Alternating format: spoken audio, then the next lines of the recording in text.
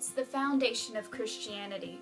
Without it, there would be no good news, no forgiveness, no salvation. The basis of Christianity is the crucifixion and resurrection of Jesus Christ. Hi, my name is Bethany Calloway, and today's devotion is about the story of Easter. We are going to look at the forgiveness Jesus showed to the people who left him, mocked him, and crucified him. We will look at the source of our salvation. Even before Jesus went to the cross, he showed forgiveness to the people who would eventually hurt him. Simon, Simon, Satan has asked to sift each of you like wheat, but I have pleaded in prayer for you, Simon, that your faith should not fail. So when you have repented and turned to me again, strengthen your brothers. Luke 22:31-32. Jesus knew Peter was going to deny him not once, not twice, but 3 times. And yet, after the resurrection, Jesus forgave him. After breakfast, Jesus asked Simon Peter, Simon, son of John, do you love me more than these? Yes, Lord, Peter replied. You know I love you. Then feed my lambs. Jesus told him. Jesus repeated the question, Simon, son of John, do you love me? Yes, Lord, Peter said. You know I love you.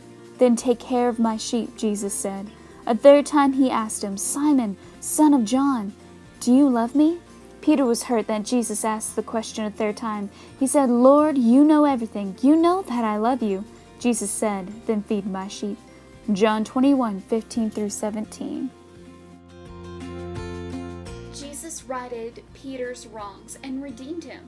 Just like Peter, when we mess up and fall short of the glory of God, Jesus will give us every opportunity to be forgiven. That is the beauty of grace. While hanging on the cross, dying, Jesus still had the heart to forgive. While hanging on the cross, one of the criminals hanging beside him scoffed. So you're the Messiah, are you? Prove it by saving yourself and us too while you're at it. But the other criminal protested, Don't you fear God even when you have been sentenced to die? We deserve to die for our crimes, but this man hasn't done anything wrong. Then he said, Jesus, remember me when you come into your kingdom. And Jesus replied, I assure you today, you will be with me in paradise. Even at the cross, he gave grace to a sinner, a rebel, and said he would see him in heaven. Jesus died for him, but he also died for the man on the other side. What amazes me about Jesus is not selective when he forgives. When it comes to forgiveness, he died for all of us. He died for everyone. He forgave everyone. He forgave the guy at the cross who mocked him, the guards who put thorns on his heads, even the Jewish leaders who put him on trial that led to his crucifixion. And he died for you. Jesus, alone, tortured, dying, said, while guards gambled for his clothes, Jesus said, Father, forgive them, for they do not know what they are doing. Luke 23:34. Jesus didn't mean only the people during his time. He meant us too.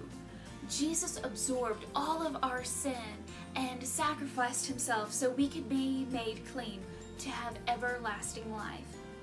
And with his last breath, Jesus said, It is finished. Then he bowed his head and released his spirit. John 19:30. Jesus forgives.